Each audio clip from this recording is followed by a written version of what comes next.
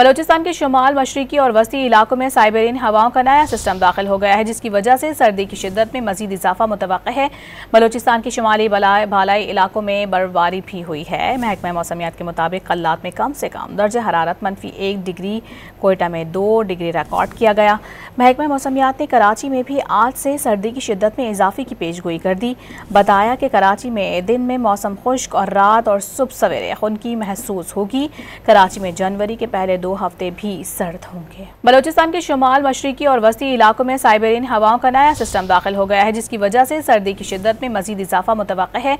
बलूचिस्तान के शुमाली भालाई इलाकों में बर्फबारी भी हुई है। महकमा मौसमियात के मुताबिक कल्लात में कम से कम दर्जा हरारत -1 डिग्री, कोयटा में 2 डिग्री रिकॉर्ड किया गया। महकमा मौसमियात ने कराची में भी आज से सर्दी की शिद्दत में इजाफे की पेशगोई कर दी। बताया कि कराची में दिन में मौसम खुश्क और रात और सुबह सवेरे खुनकी महसूस होगी। कराची में जनवरी के पहले 2 हफ्ते भी सर्द होंगे।